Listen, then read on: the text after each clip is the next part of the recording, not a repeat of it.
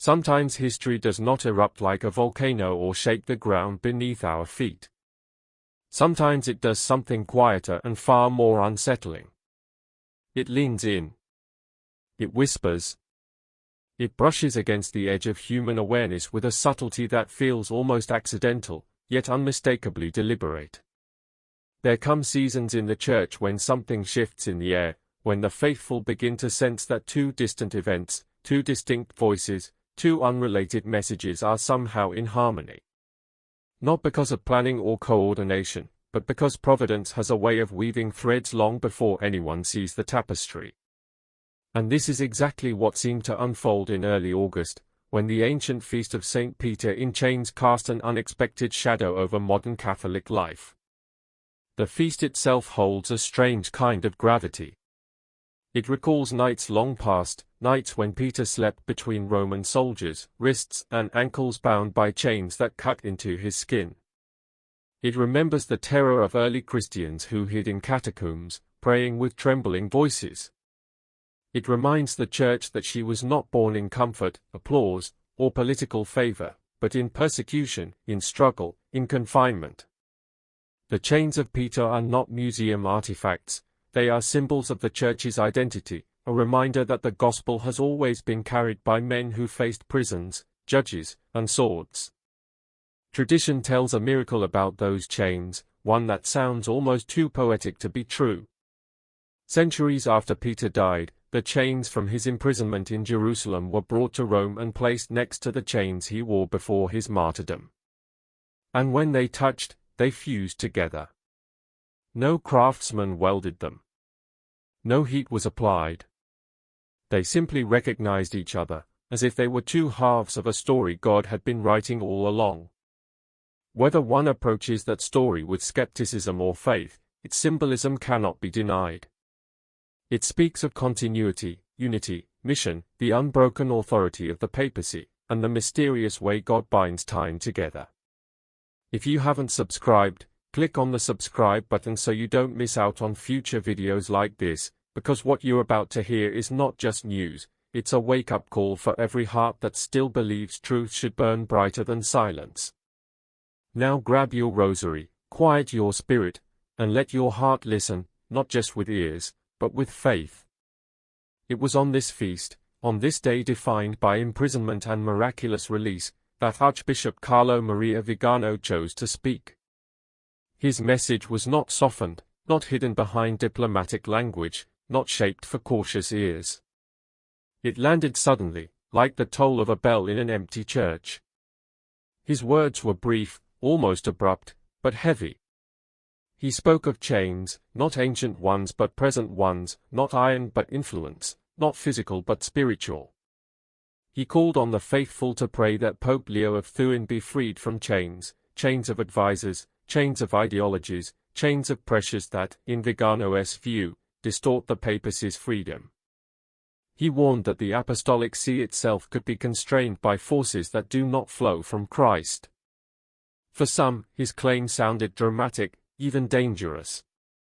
For others, it felt prophetic. But within Catholic tradition, chains do not always mean literal imprisonment. They can symbolize manipulation, moral paralysis, ideological capture, or subtle coercion. They can represent everything that St. Pius X once described as the synthesis of all heresies, modernism, reshaped into forms so gentle and polite that they slip into the heart unnoticed.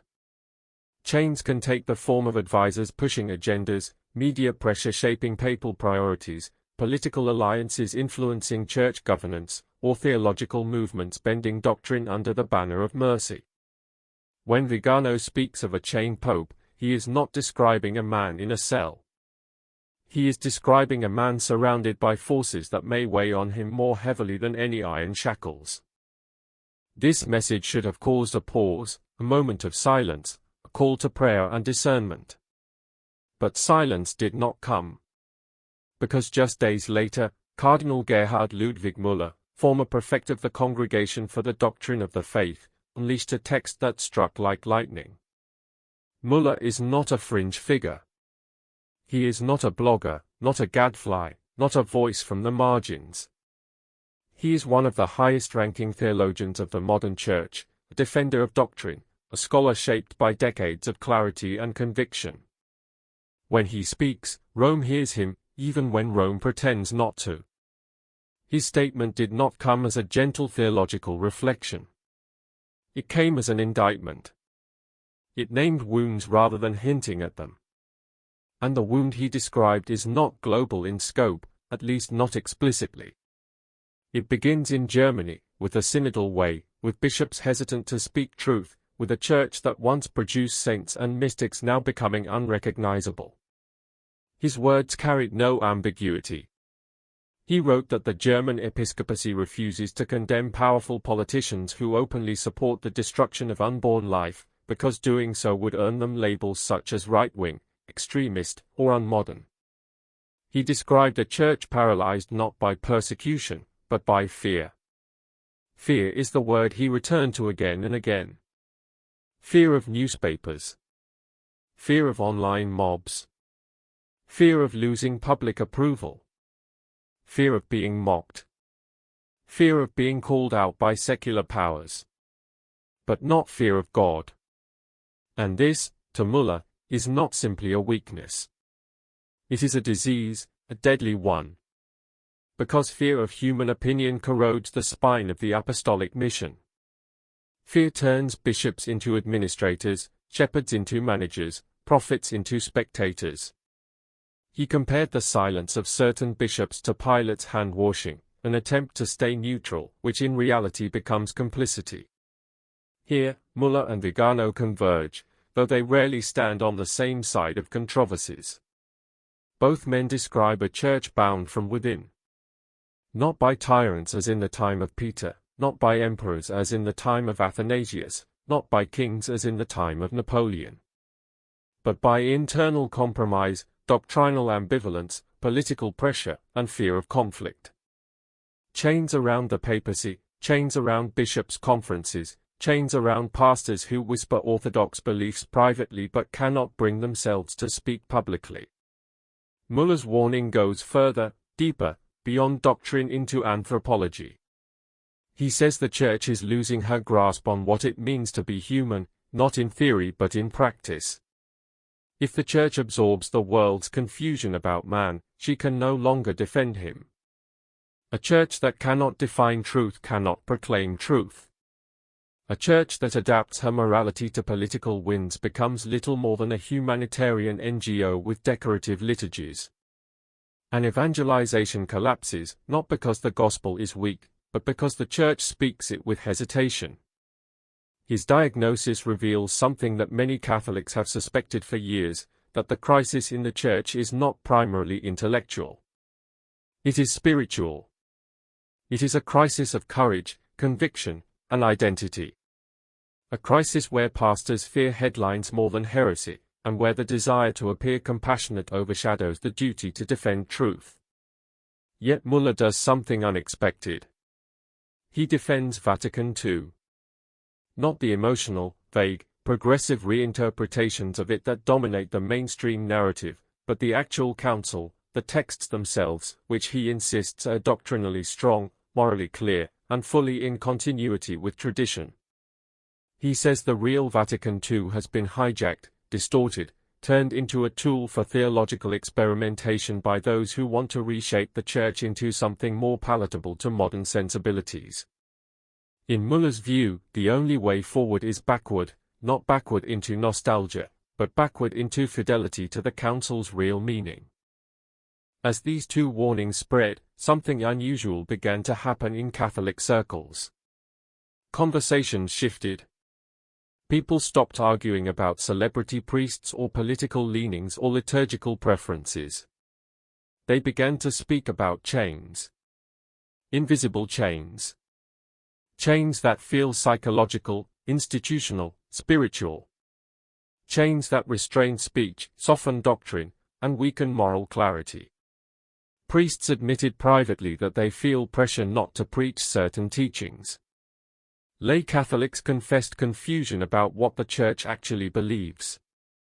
Bishops spoke in guarded tones about the tension between the gospel and public expectations. A sense of unease grew. Not the dramatic kind sparked by scandal or sudden crisis, but a deeper, quieter realization that something fundamental is drifting. That the Church is not being attacked as she was in the past, but is slowly surrendering her distinctiveness.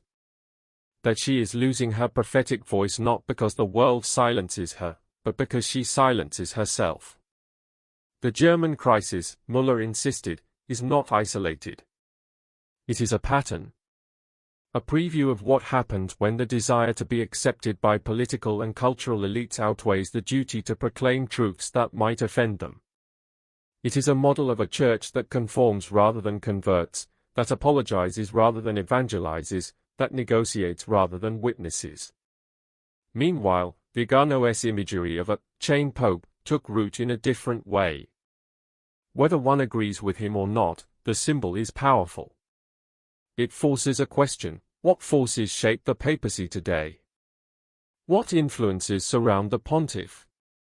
What voices rise closest to the chair of Peter? Even the holiest pope can be surrounded by advisors who push the church toward unsafe waters. Even the strongest pope can be weighed down by political expectations, global agendas, or internal factions. The danger of chains is that the person wearing them eventually learns to live with them. They stop resisting. They adjust their posture. They accept limitation as normal. And Müller fears exactly that, not simply for one pope, but for the entire episcopacy.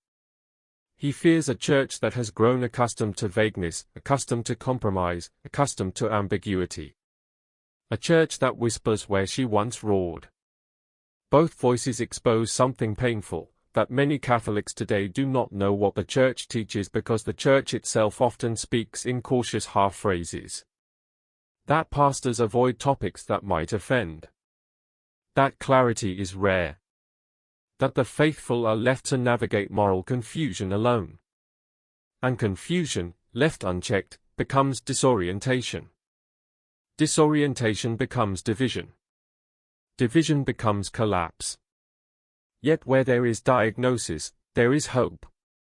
The very fact that such voices are rising suggests the Holy Spirit is still stirring.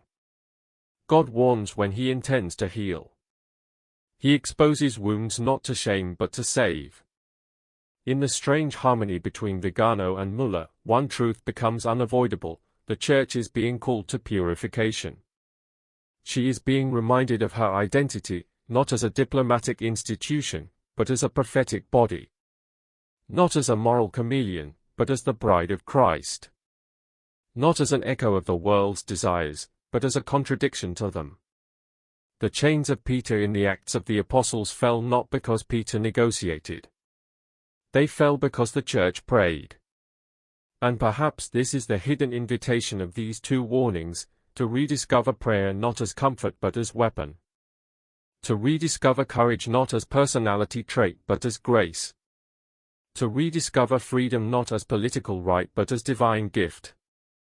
When chains become familiar, they feel permanent. But the moment someone rattles them, you realize they were never meant to stay. Viganò and Müller may not agree on everything, but together they have rattled the chains of the modern church. Not to frighten, but to awaken.